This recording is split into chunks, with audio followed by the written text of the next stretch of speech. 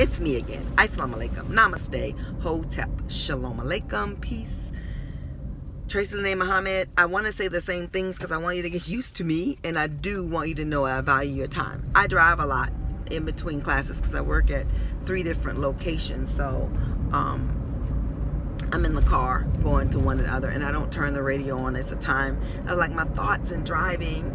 And what I just thought about is how if you stop doing what you want to do, what your soul resonates with because somebody else tells you to stop, now they have 2 lives and you don't have one, and you'll feel empty. When you live your life authentically for yourself, you'll know, if you're tuned in, you will know if you are doing it for ego gratification or if you're doing it for the love of the soul and moving not just your soul forward, but helping to move humanity forward, because each of us has gifts. And it's okay to use your gifts all at once. So let nobody tell you, you got to focus on one thing. You got to do this.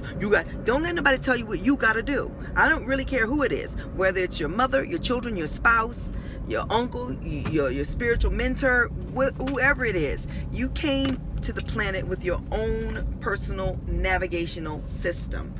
Now, what spiritual guides help us to do is to take those personal navigational systems and turn them on, because we may need that help. But some people don't even need that. You know if you need it or not. And some people need the confines of religion because that's what they came to the planet to do. So don't judge them for being in a religion, just like they shouldn't judge you for not being in one. Facebook, Instagram, all the things are filled with people fighting back and forth. I'm this, I'm that, I'm this, I'm better. I got the handle on God. You don't know what you're doing. Oh, wait, Jesus gonna come back and get you. Oh, every knee shall bow, every tongue will confess He is Lord. Oh, Allah is the God. Oh, this. Everybody's got all of these different things, and it works for them, and that's great.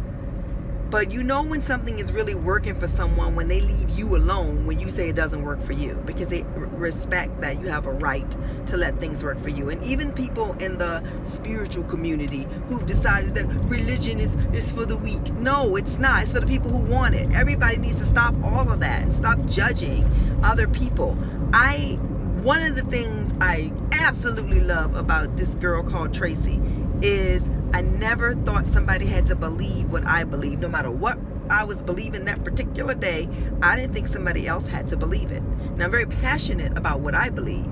So if you come at me to tell me it ain't right, I will defend it for myself, but I don't need to defend it for you. And I never start it. I don't come, you go, I was having a little conversation with the Lord about, you, and you need to come to the mosque, or you need to come to my church and be baptized. I never thought that. I thought people do what they want to do. Some of my flaws, though, is I would not live my full truth because I didn't want people to dislike me. I had a real fear of not being liked, a big people pleaser.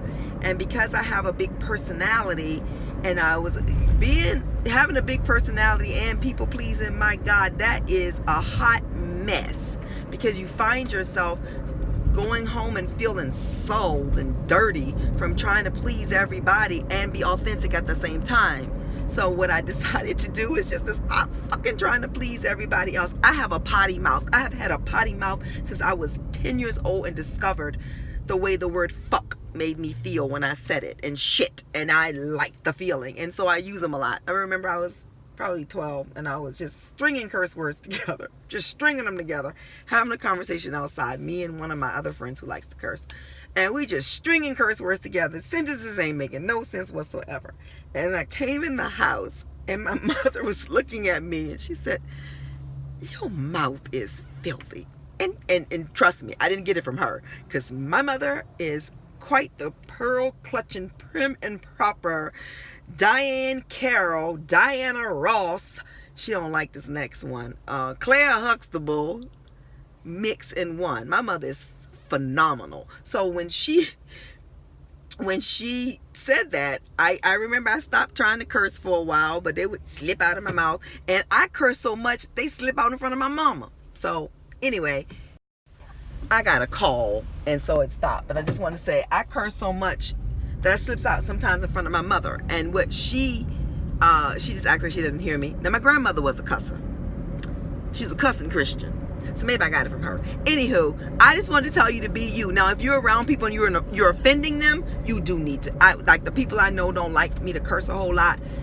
I bring it in a notch because I don't want to offend them, because I love them and I do want to show up in life in such a way where I'm respecting everybody and respecting what they love and what they believe, and not just deciding that you're going to do it my way. I don't believe in that. My way works for me.